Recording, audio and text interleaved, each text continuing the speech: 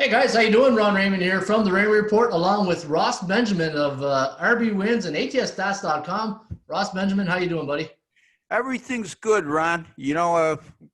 I need to pick a couple more winners with my paid picks. Off to a slow start, but that only means I'm due for a hot run, and you're doing awfully well. So, just what we talked about yesterday, when you have multiple cappers, one guy's hot, one guy's not. Hey, ride the hot hand. Exactly, and that's being in team sports my whole life. That's what teammates are there for, right? Yeah. One guy has a bad day or week, and next guy hopefully he's riding the hot hand, and people can, and you let people know that. Say, hey, this is the guy you want to be following right now, or and the free picks too, right? And we're giving away free picks each and every day right here at ATSstats.com. And Ross, if people want to get in touch with Ross Benjamin, how can they do that? They can go to my website, which is rbwins.com or rossbenjaminsports.com, whatever you prefer. It takes you to the same landing page. There you'll find my paid selections, free picks on a daily basis through video. And also the same applies to atsstats.com, Ron Raymond's site. So, and if you want to call me direct, I employ no salespeople. 781-571-0299. 781-571-0299. I'm as transparent as they come, and so is Ron. Right on. And if you want to get in touch with myself, or you want to give a test drive to our website, we do have a free package here at atsstats.com. There's a free plan, which will give you the Rain Report Lite. And if you are listening to us for the first time, you can follow us each and every day right here on our YouTube channel. OSGA is where Ross hangs his hat online, and mine is the Rain Report. Just Google it, or put in the YouTube channel, just put Rain Report or Ross Benjamin, and you'll find us any other way. Also, anywhere you download your podcasts, iTunes website, the streaming devices, also iHeartRadio, Google has now a podcast. You can get us each and every day right here. Stitcher's another one, and Spotify that you can get each and every day just by finding us on your favorite download. Now, the Rain Report, Ross, a couple of years ago, we just talked about this, is based on three key fundamentals. And the Rain Report was built when I was getting my ass handed to me about 5 years ago. It was really, really getting to me, Ross. Like I was just, using all my, what I've learned in the last 24 years, and I was just like average. And I said, this is not good enough for me. So what I did is I went back to the drawing board. I did a lot of research and development. And the one thing that I realized in sports handicapping today, the law of average, the percentage play. And the Rain Report is based on three things: shop for value, play the percentages, and follow the performance cycles of teams. And that's how I came up with the Rain Report, Ross. And people can find that each and every day. Yeah, I went into depth the last couple of days on it, and I would encourage any of the viewers, listeners, if you have the opportunity, go in and take a look at it. And it's above and beyond just looking at simple trends. There's a lot of sense to be made out of it. Yeah. And what's the Raymond Report Light? Is that low calorie stuff? Yeah, it's just, you said it right there. You took a couple of days and you probably didn't even scratch the surface. Right. This is, 20 some years of work. But the Rain Report is fairly new, the last, say 3-4 years. But there's so much stuff in, like, you got to really put aside a few hours a day and really go into each section. And, there's tutorials. If you go to the website, Ross, there's a tutorial section right here. And I give a tutorial video on all of our features. And the thing, you said it best, it's not just trends. There's reasoning behind it. It's percentage play formulas. And hopefully people will give it a shot here. And one of those things, Ross, is called the SBI. And I follow the stock market. I look at CNBC regularly now since the last couple, in my 20s and 30s, I could care less about the stock market and stuff like that. But then the older you get, the more you want to be informed and see how things work.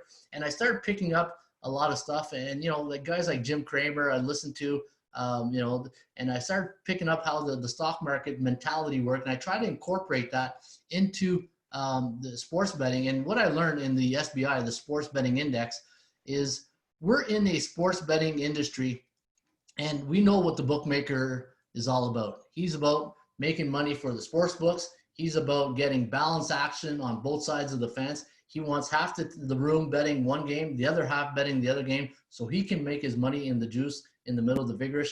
And Ross, looking at the 7-day average or the season average this year in Major League Baseball, and this is what the SBI does, Sports Betting Index. It tells you what kind of sports betting market we're in. And Ross, check this out. Since the year to date, we are 66.7% of the favorites coming in, 33.3% of the underdogs. And yesterday, big day for the favorites, 10-4. The favorites are on a 2-day run right now. So it's a bull market right now for favorites. And looking at the over-unders, you mentioned it earlier at the top of the show, Ross. The unders are just having a real field day right here. 59.5% year to date, and 9-5 to the unders yesterday.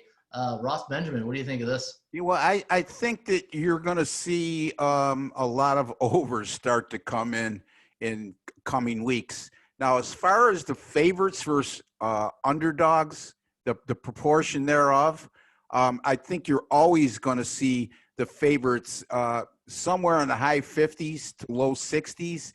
But I think right now it's very disproportionate at 66%. So again, you keep betting favorites, you're going to lose money eventually. Okay, and 66% is way above the norm, Ron.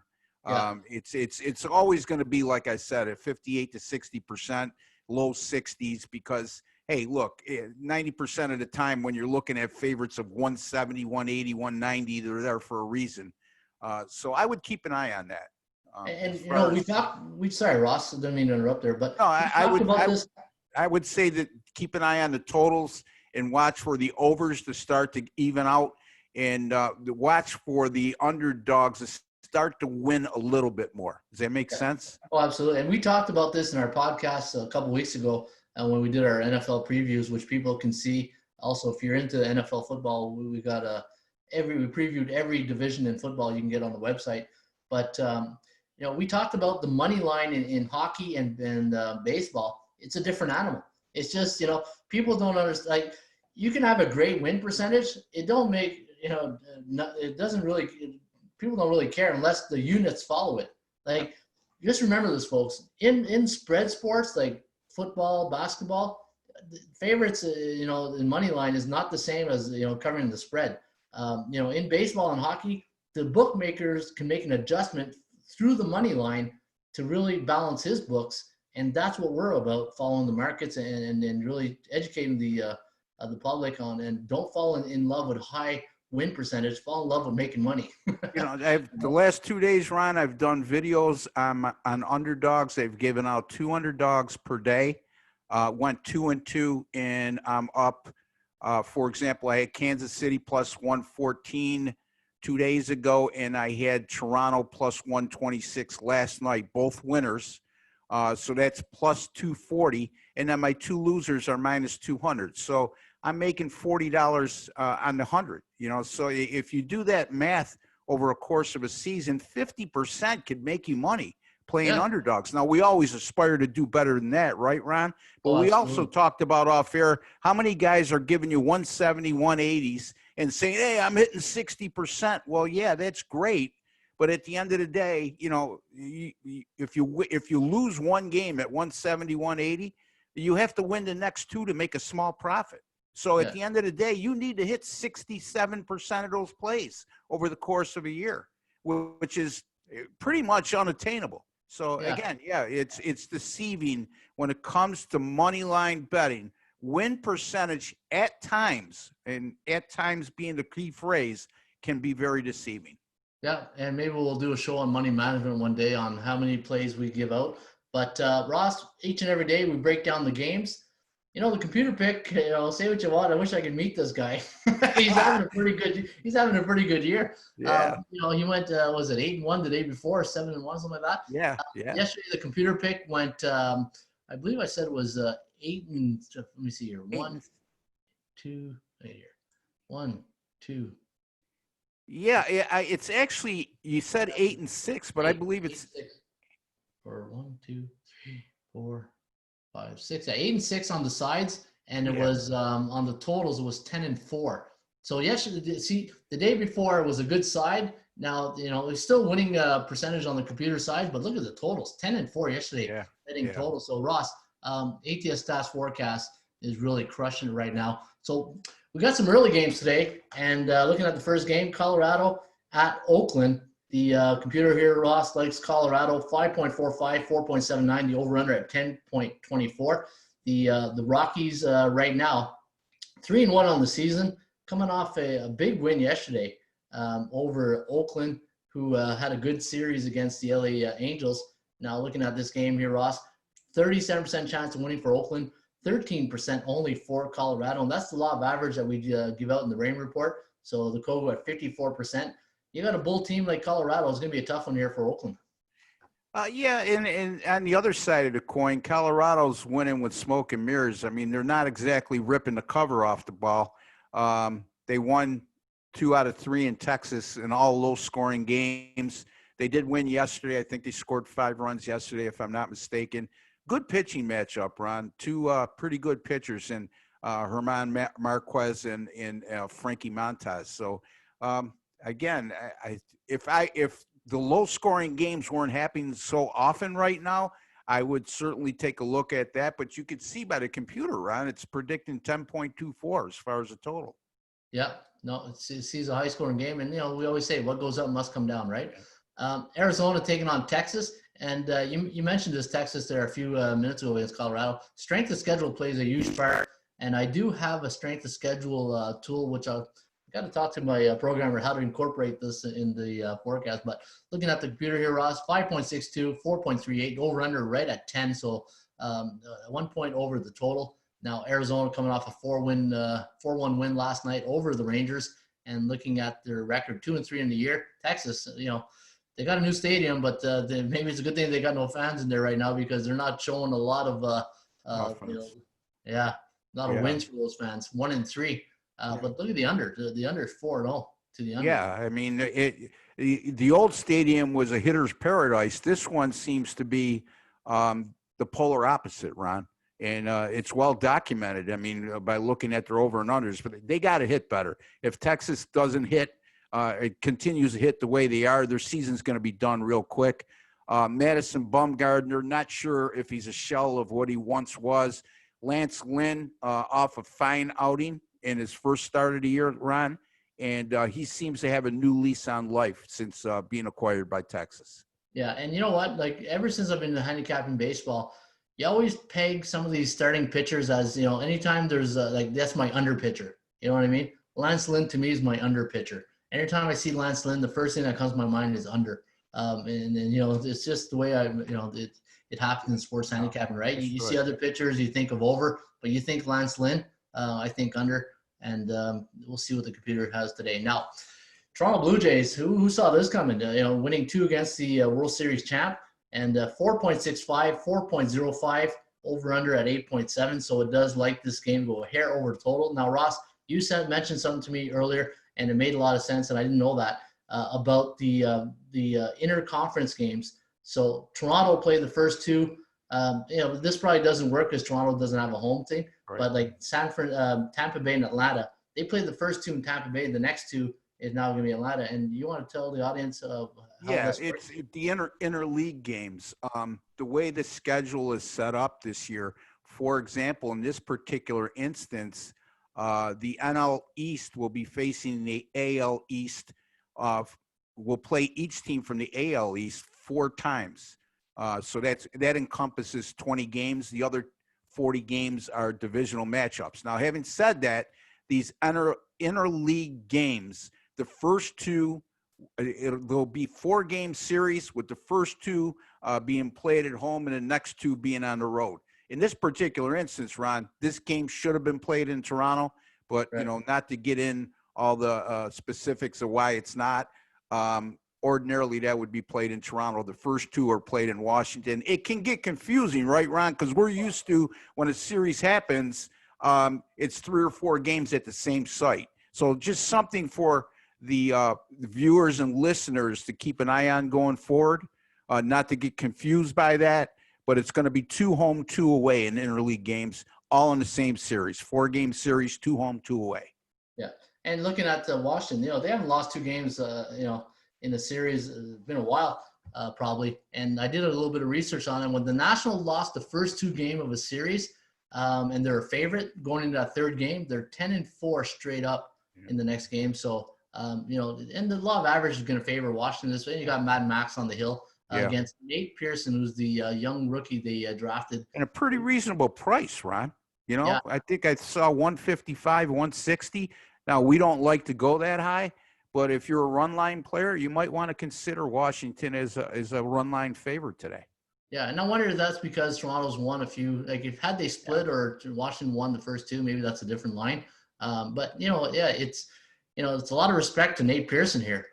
You're going up against one of the top pitchers in Major League Baseball, and you're only pegged as a 145, 148 favorite underdog. Well, I mean, Washington, Ron, I mentioned it yesterday, and again, they fell under that threshold of 2 runs or less scored.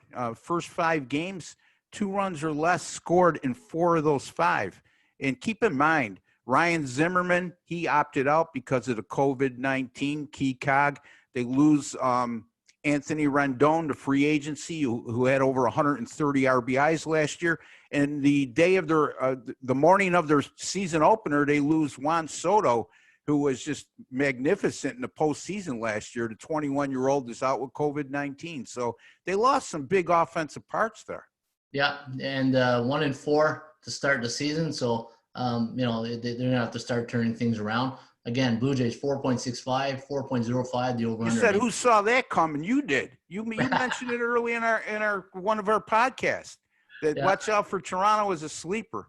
Yeah, and the thing is, remember the hangover effect, right? We see it in the Super Bowl, and now it's happening to Washington. So the Blue Jays got a lot of young talent. Now they got a lot of arms here this year. Hyun-Jin Ryu's here. They got Tanner Roark. So this is going to be a team that people don't sleep on them, because look what's happening.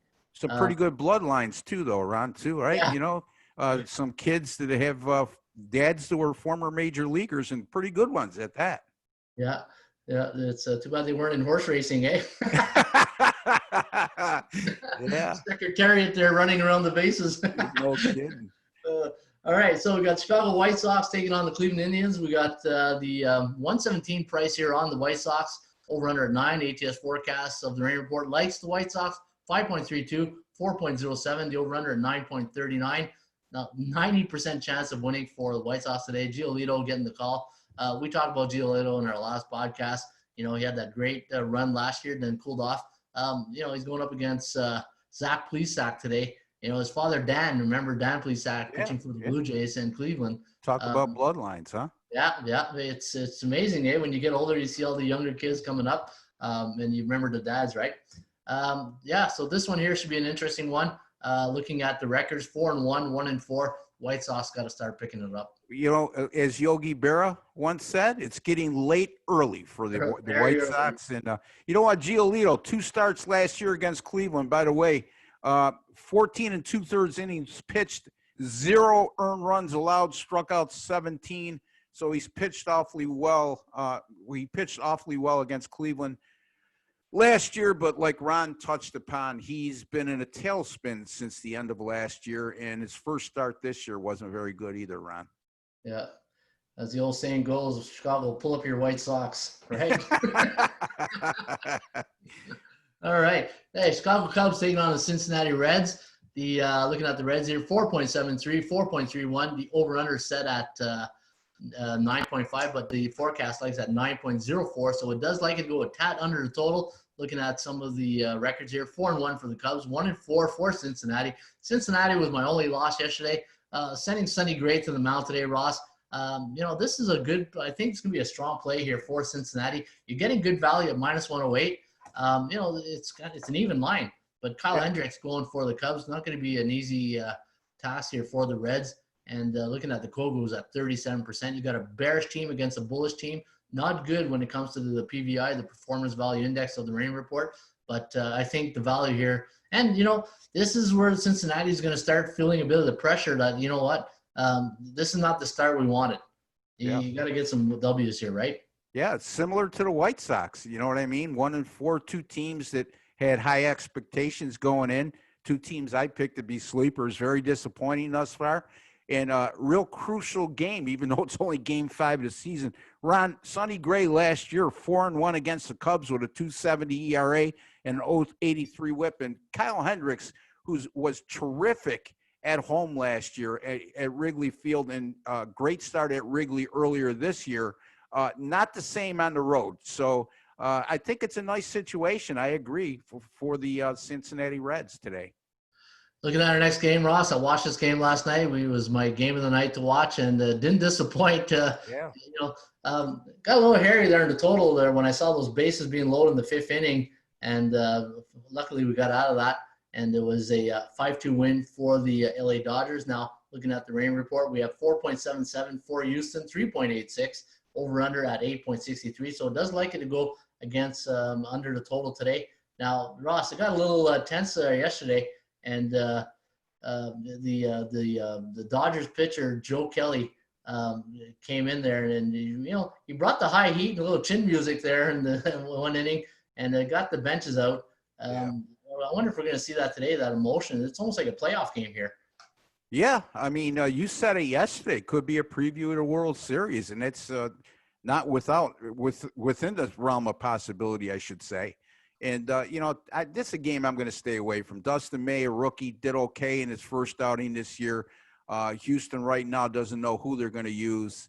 I guess if you put the gun to my proverbial head, you would think that Houston would bounce back after losing yesterday, especially they're so good at home over the last few years.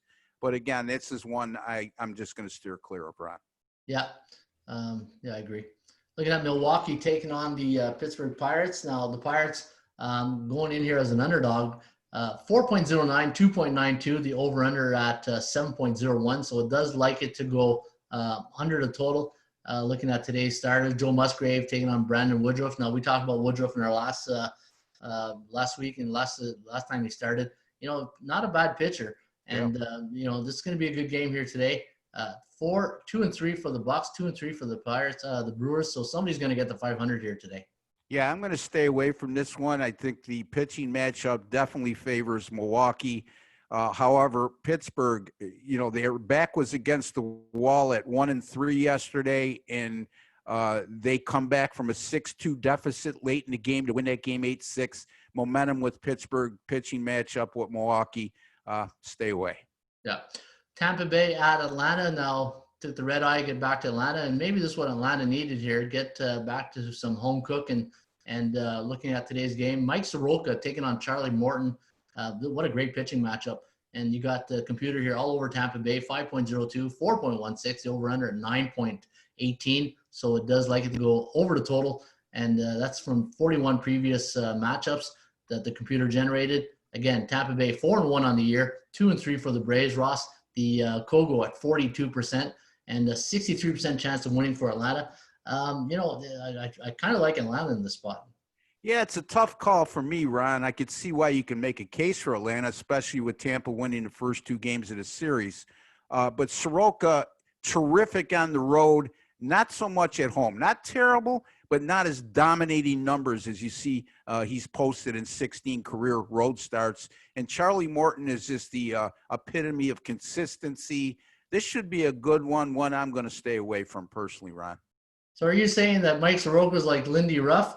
He's rough at home but not on the road? Yeah, exactly. That's what they used to call him, too. Yeah, I know. It was kind of funny. Hey, speaking of hockey, glad it's rough. It's actually rough at home and Lindy on the road. That's it. I love that. So, Kansas City taking on Detroit. Now, the Detroit finally got a win yesterday, 4-3. And looking at today, the forecast, going with the Tigers, 4.86, 4.38, the over-under 9.24. And we got Boyd taking on Danny Duffy. And looking at the Kogo here at 55%, 63% chance of winning for KC compared to 37 for Detroit. Now looking at Detroit on my sheet here, just trying to look at the streaks here. Straight up here, nothing really to write home about. But you know what? This is probably one I have to do more in-depth research on. But you know what? Anytime you get this kind of low odds of 132 and, probably 120 for the Royals, it's good value on both sides, but probably better value on the Royals just if I go with the rain report chance of winning. Yeah, I like the computer here. Detroit, here's something to write home about, Ron. Detroit, since last year, 4-21 at home when coming off a win. The Tigers off that 4-3 win yesterday, at home today. And then Matthew Boyd, 2-15 in his career team starts against teams that average 1.25 home runs or more per game. The Royals have hit 9 in the first 5 games. That's 1.8. I like the Royals here. Yeah, and you know what? Looking at my trend report, the Royals are 9-2 straight up as a 120 to 140 road underdog, coming off a loss versus American League Central Division opponent the last 5 years. So it could be something to be said here for the Royals. Now, Boston taking on New York Mets. This has been a great series if you're a Mets fan. Minus 187 price on Jacob deGrom today, taking on Nathan Eovaldi of the Red Sox. Now, this game is going to be played at Citi Field. Again, that's part of the interleague that Ross talked about earlier. 4.36, 3.09, favoring Boston, 7.45. I think the computer needs some more upgrades here to the memories. Now, explain to the listeners, Ron, because we're seeing a 90% chance of Boston winning according to the computer, your COW, and 37% to the Mets. So that's like 127% when you combine the two. So what I've done, Ross, is you have to have a theory and fundamentals of handicapping. And my theory behind the chance of winning in the rain report is all based on the law of average. What goes up must come down. And when you look at, streaks, it all comes back down to, that old Seinfeld episode, 50-50, even Steven, right? And it's 1-4 to start the season. So how do they get back to 50%? And it starts off by winning, and there's a 90% chance of them getting back to 50% in this situation right here. So everything is based on the 50% average of getting back to 500. So you're doing each team individually rather than where the listeners might get confused. Well, if the Mets have a 37% chance of winning, then Boston must be at 63. So to clarify, each team is given their own COW. Exactly. I get it now. Okay. Yeah. And go ahead. Sorry. Yeah. So if you look at New York here, 3-2 in the season, in order to get them back to 500, that's that's why it's only 37% chance of winning, of getting back to 500, because it just teams cannot continue to win forever. That's when I did my research, Ross. That's the one thing that I realized that, look, teams can't continue to win forever. And this is why the chance of winning, and I picked 50%. And this is why in the rain report, I talk about A-type teams, B-type teams, C-type teams.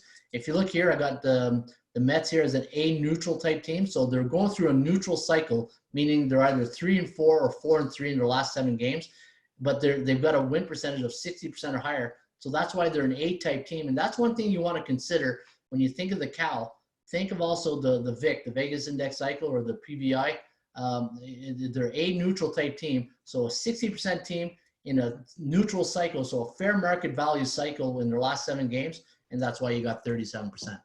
Yeah, that makes sense. I mean, the only thing I would question it on is I like that more in point spread betting, the 50%, using that as a benchmark than I do in money line betting. But it certainly makes a lot of sense. Great pitching matchup there, Ron. And again, pitching a big concern for Boston. Eovaldi turned in a great effort in the season opener. Since then, they've allowed 7 runs or more in 4 consecutive games, all resulting in losses. Yeah, and to your point, Ross, I agree. But this here's your equalizer right there, the money line. Yeah. That's where you can make a decision. That's why, 150 or higher, I'm off. All right, Yankees taking on the Orioles. Yankees can't wait to get playing again. 6.17, 3.5, the over-under 9.67. You got Asher Wojciechowski taking on Garrett Cole. Try to say that 10 times, eh? No, thank you. Yeah, no, thank you. And 59% chance of this game going over the total, but, the computer liking the Yankees here. Yeah, the Yankees historically have hit very well at Camden Yards in recent years, namely Gleyber Torres, who hit 13 home runs against the Orioles last year. Man, oh, man, that's a season's worth. Yeah, he probably wish he played him every day. Looking at St. Louis taking on the Twinkies, Minnesota off a big 6-3 win yesterday. And looking at the line, minus 142 from Minnesota. The over-under at 10.5. The ATS forecast going with the Cardinals here with one of my favorite pitchers. I love saying this name, Daniel Ponce de Leon for the St. Louis Cardinals, taking on Rich Hill of the Twinkies. And looking at the records here, 3-1 for the Twins, 2-2 for the Cards. 7.31 to 5, and the over-under used 12.31, and the Kogo at 44%. So something's got to give here. Yeah, this is one I'm going to stay away from. Ponce de Leon has never faced the Twins. The Twins are tough at home. The Cardinals, I picked to win the division, the NL Central, that is. But my big concern with the Cardinals is their hitting. Their bullpen's been good so far. One I'm just going to stay away from, Ron. Right. Padres taking on the Giants. Looking at this game here, Ross, you got the Padres 4.39, San Fran 4.11, the over-under at 8.5. So right on the total right here. And sometimes you got to give credit to the computer. It amazes me sometimes how it gets it right on the number. Jeff Samardzija pitched yesterday, took the loss for the San Francisco. I don't know if he took the loss, but the team took the loss. Now looking at the Kogo here, 90% to the over. That's because a lot of games here for San Fran and San Francisco have gone under the total combined. They're both on a 7-under streak here in the last 7 games total, and 27% chance of winning for the 4-1 Padres compared to only 47 for San Fran. Chris Paddock, 3 starts against the Giants last year, real good in all 3 of those starts. Johnny Cueto, we wondered how he'd do in the season opener, and he fared quite well considering he has been much maligned by injury the last 2 years. So interesting. A game I'm going to watch with interest, but probably stay away from. Yeah, and Cueto looked good. He gave us 5 good innings against the Dodgers in that opener. So again, it'll be a good one to see. And finally, Ross, we got Seattle taking on the Angels. The Angels, a big price. Finally got that big win yesterday. But again, you mentioned yesterday, Seattle, not a really good road warrior type team. 5.42, 3.18, the over-under at 8.6. 63% chance of winning for the Angels. We're sending Andrew Heaney to the mound up against Justin Dunn. And Mariners 1-4 in the season. And the over-under, 80% of the game have gone over so far for the Mariners this year. 24% chance of this game going over the total today. Yeah, I'm not going to, you'd consider a team that's minus 173 that has a losing record, and no book on Dunn so far for me. So those are the type of situations, Ron. I don't know about you, when a guy comes up making his first major league start or has limited action on the major league level, you like to see a couple starts before you dabble in. Yeah, I agree. And 10 o'clock start, it'll be tough to stay up for that one on the East Coast, right? All right, there we go, Ross. We went through all the games. Again, if we're giving away free picks here today, I think some of the games, there's some good value here today, Ross. And I'll be giving away a free pick on the website today. I'm not going to give it out just yet because I still have some more research to do, and I don't want to force a play here to the audience. I don't know if you have a free play. Yeah, I'm going to give it out on a video. You could view it right at Ron's site, atsstats.com, early this afternoon. I'll have that up for you, so stay tuned for that then. And I think that's the direction we're going to lead the listeners to in the future. If you want as much information on the games being played that day, you're going to get it on this show. If you want an actual free pick, you're going to have to view in to either one of our YouTube channels, which is OSGA or the Raymond Report, or at Ron's site at atsstats.com. And just to let the audience know, Ross, like we get up early and we do our research, and sometimes there's so much work goes into these shows that we don't have time, and we're not trying to force people in. We're trying to be transparent as possible here. I can't force a play that I don't have yet, right? Yeah, you might as well throw something against the wall and hope it sticks. And Ron, I know what I do is sometimes when I handicap a card like I did this morning, I'll have 5 or 6 possibilities, and now I have to qualify them. And in this COVID-19 era right now, so much changes hour by hour.